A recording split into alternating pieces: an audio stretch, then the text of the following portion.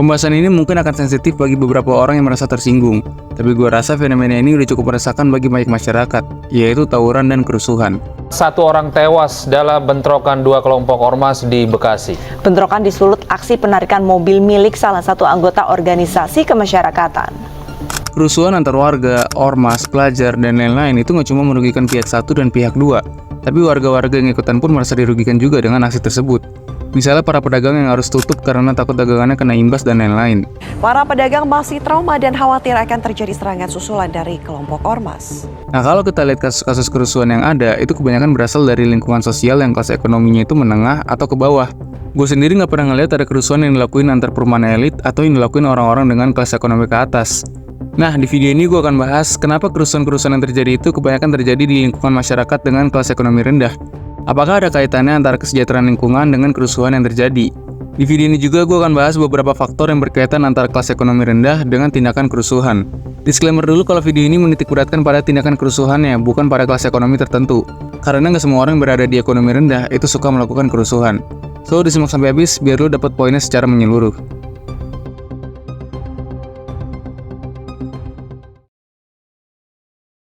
Umumnya, manusia itu makhluk sosial yang saling membutuhkan satu sama lain, sehingga secara nggak langsung, hasrat itu akan membentuk kekeluargaan yang dijiwai oleh solidaritas.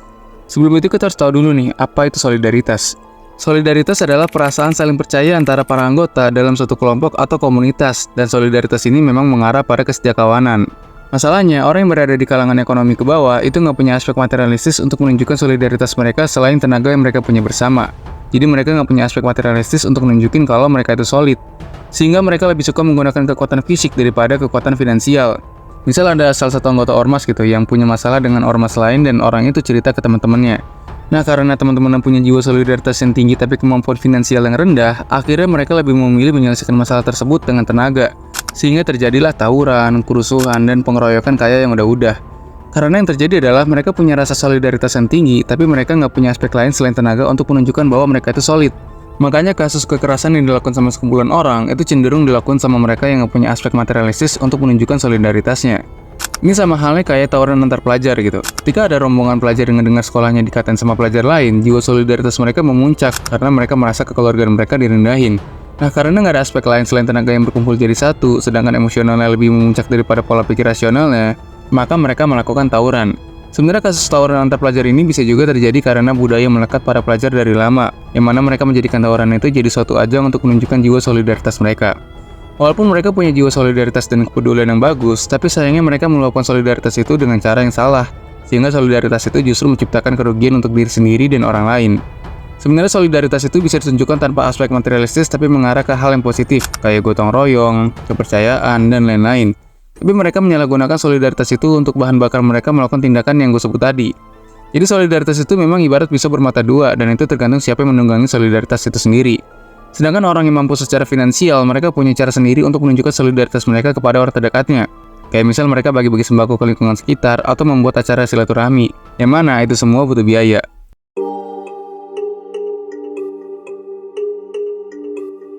Semua orang itu punya jumlah waktu yang sama dalam sehari, tapi yang membedakan adalah gimana cara kita ngabisin waktu itu. Karena masyarakat miskin itu punya keterbatasan akses pendidikan, hiburan, dan pekerjaan, mereka cenderung kekurangan aktivitas berharga yang bisa mereka lakukan untuk menghabiskan waktu sehari-hari.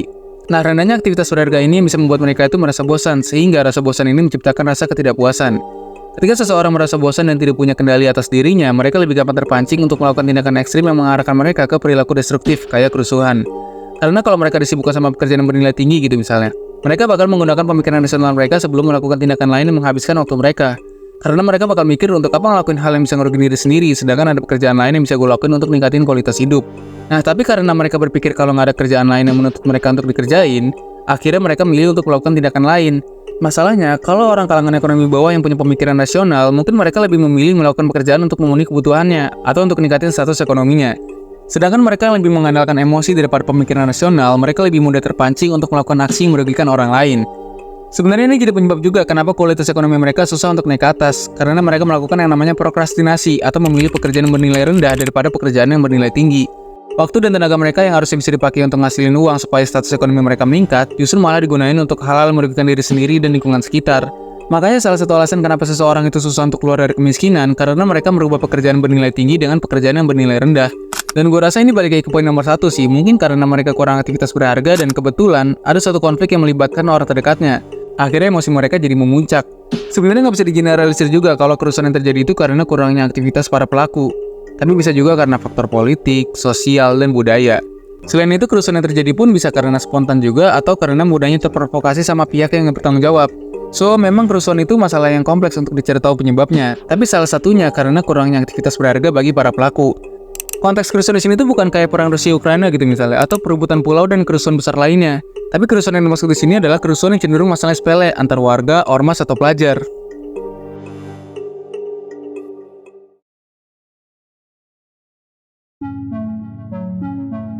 Setelah gue cari tahu, ternyata memang kelas ekonomi itu bisa mempengaruhi cara berpikir seseorang. Anak yang lahir di pemukiman yang kurang sejahtera, mereka tuh cenderung kesulitan mendapatkan akses pendidikan. Atau sekalipun ada, kualitas itu berbeda sama pemukiman yang tingkat kesejahteraannya itu tinggi. Padahal pendidikan yang baik itu bisa membentuk pola pikir seseorang menjadi lebih baik juga. Pendidikan di sini tuh nggak cuma dari sekolah aja, tapi pendidikan informal kayak lingkungan sekitar pun mempengaruhi cara mereka berpikir. Orang-orang dengan status ekonomi lebih tinggi, mereka cenderung memiliki kegiatan dan kesempatan yang lebih tinggi, sehingga itu bisa merubah cara pikir mereka. Sedangkan anak yang lahir dari pemukiman yang kurang sejahtera, mereka tuh memiliki hambatan untuk mengakses kesempatan dan kegiatan yang berkualitas. Jadi lingkungan itu bisa membentuk pribadi si anak jadi sama juga kayak lingkungannya. Dan yang paling penting, kelas ekonomi itu mempengaruhi persepsi diri sendiri dan orang lain. Anak yang lahir di pemukiman yang sejahtera, mereka lebih bisa percaya diri dan menganggap dirinya itu lebih berharga.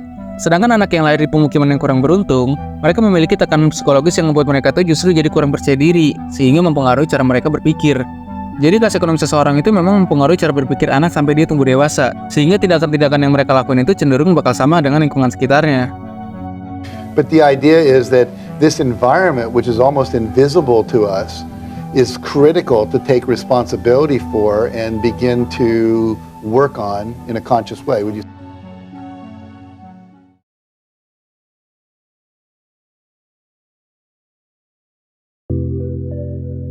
Ya, pada akhirnya memang semua itu tergantung pola pikirnya, karena nggak semua orang kalangan ekonomi bawah itu suka dengan kerusuhan. Ada juga anak yang lahir kurang beruntung secara ekonomi, tapi punya pemikiran nasional untuk lebih fokus ningkatin kualitas hidup daripada melakukan aksi yang merugikan orang lain. Ini ada permen Yupi, pokoknya Yupinya itu kenyal jadi bisa menghiasi hati kamu. Terus ada permen Ashraf, aku dari hati main aku jadi main terus. Itu kemanisan banget. Terus ada permen. Video ini gak mempermasalahkan status ekonomi seseorang, tetapi mempermasalahkan aksi kerusuhannya yang merugikan banyak orang.